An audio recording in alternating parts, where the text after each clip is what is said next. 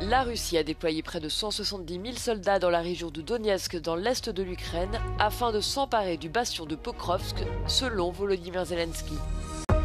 Aux Pays-Bas, le parti centriste démocrate 66 a remporté les élections législatives anticipées à l'issue d'une course serrée avec le parti d'extrême droite PVV. Après le passage dévastateur de l'ouragan Mélissa dans le nord des Caraïbes, les secouristes sont à pied d'œuvre alors que les opérations de nettoyage ont commencé. 170 000 soldats, c'est le nombre d'effectifs déployés par la Russie dans l'est de l'Ukraine, dans la région de Donetsk, pour tenter de s'emparer du bastion de Pokrovsk, selon Volodymyr Zelensky. Le président ukrainien affirme que certaines unités russes se sont infiltrées dans la ville, mais assure que l'armée ukrainienne est sur le point de les repousser.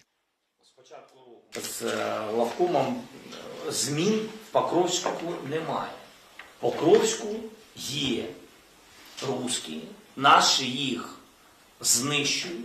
знищують потрохи, тому що треба берегти також особовий склад. Récemment, Vladimir Poutine a affirmé que les forces russes réalisaient des avancées significatives sur le champ de bataille, bien que ces progrès soient considérés comme lents et coûteux en termes de troupes et d'armes. Le chef du Kremlin a notamment assuré que l'armée russe avait encerclé la ville de Pokrovsk après plus d'un an de combat, une information démentie par Volodymyr Zelensky.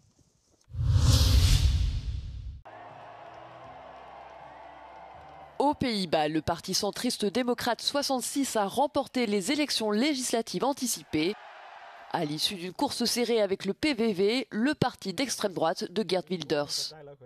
Cette victoire place son leader Rob Jetten, 34 ans, en bonne voie pour devenir le plus jeune premier ministre de l'histoire du royaume.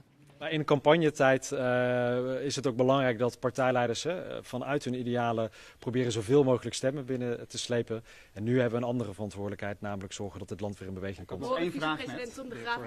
Rob Jetten a occupé pendant 2 ans le poste de ministre de la politique climatique et énergétique au sein du gouvernement de Mark Rutte, tombé en 2023 sur la question de l'accueil des réfugiés.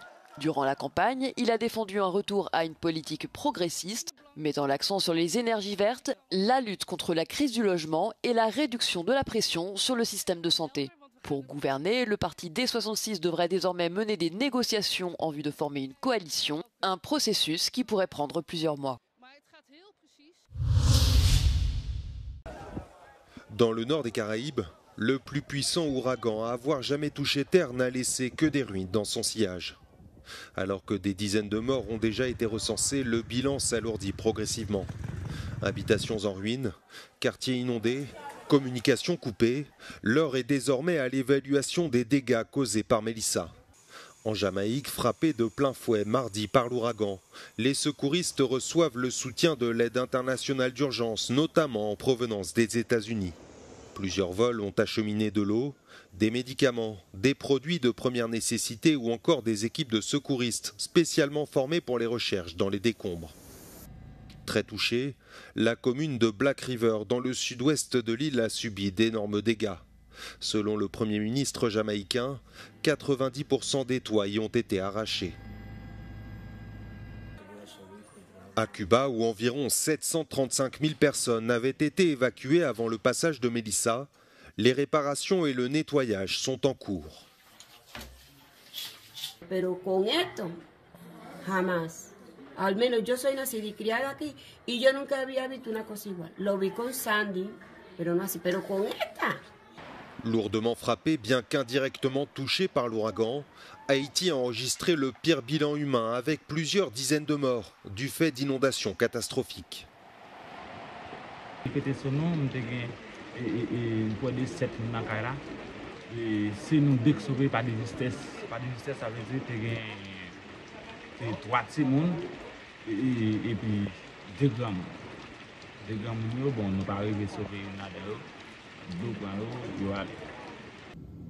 Aux Bahamas, où les dégâts sont moindres, les inondations devraient rapidement s'atténuer. Selon les scientifiques, la puissance inédite de l'ouragan s'explique par le réchauffement climatique.